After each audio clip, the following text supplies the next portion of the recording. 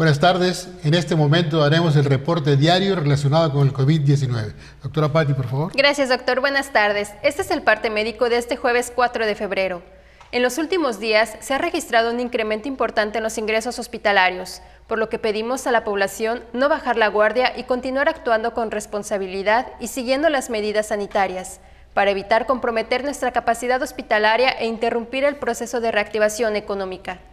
Como hemos señalado, en la reapertura económica los datos más importantes son la ocupación hospitalaria y los ingresos diarios. El día de hoy tenemos 210 pacientes en hospitales públicos.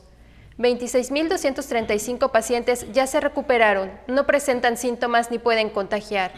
Esta cifra representa el 86% del total de contagios registrados, que son 30.419. Hoy se detectaron 145 nuevos contagios de coronavirus, 109 en Mérida, 11 en Valladolid, 3 en Progreso y en Humán, 2 en Acanqué, Chichimilá, Canacín, Motul y Tizimín, y 2 foráneos, y 1 en Maxcanú, Panabá, Suquilá, Tecash, Tetis, Ticul y Tixcocop.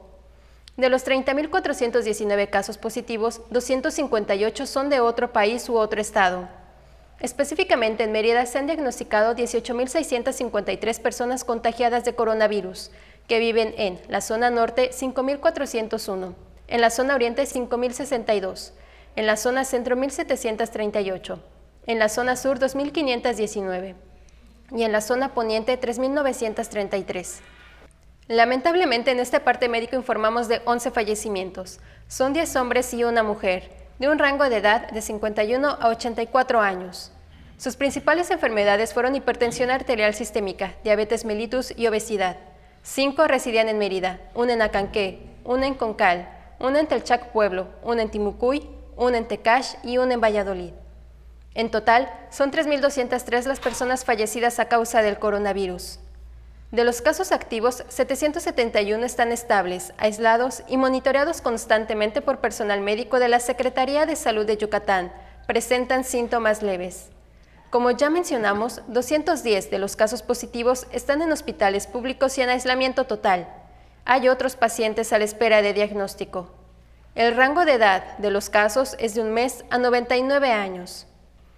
Los indicadores semanales de nuestro semáforo estatal de salud marcan color naranja.